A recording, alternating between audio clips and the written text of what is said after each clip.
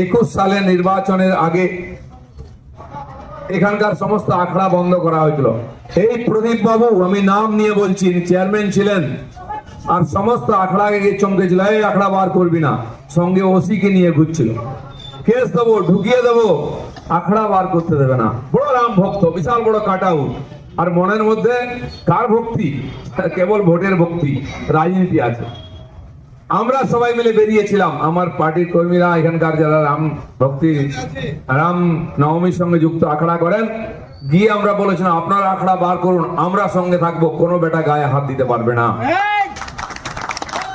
এবং বেরিয়েছিল, কেস হয়েছিল, কেস ওদের নামে হয়নি, আমার নামে কেস হয়েছিল। আমার নাম চরণজিৎ আছে এখানে, তার নাম, আরো 2-3 জনের নামে কেস দেওয়া হয়েছিল।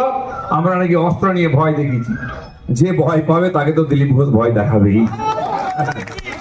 তুমি ভয় পাও কেন ভাই? দম থাকলে সামনে আসো। অন্যের মাল লুট করবে, চুরি করবে, পেছনে লাগবে, আর পুলিশ দিয়ে চমকে ভোট করতে যাবে, তো আমি চমকাবো না? চমকাবো। চমকে চমকেই রাজনীতি করেছি।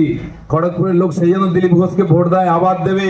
এখানকার গুন্ডা মাফিয়ার বিরুদ্ধে আমি লড়াই করেছি, আবার লড়বো যতদিন থাকবো। আর এবার তো লড়তে হবে না, ভেতরে ঢোকাবো, কারণ ক্ষমতায় আসবে বিজেপি, পশ্চিমবাংলায় পরিবর্তন হবে। যে পুলিশ আজকে মাফিয়া গুন্ডার সঙ্গে বসে চা খাচ্ছে, এই চোর নেতাদের সঙ্গে চামচাগিরি করছে, সে পুলিশ দেখবে অন্য রূপে উত্তরপ্রদেশের স্টাইলে কিরকম এনকাউন্টার করবে, কিরকম ভেতরে ঢোকাবে, দেখে নেবেন। 4 তারিখের পরে মে মাসের সব পাল্টে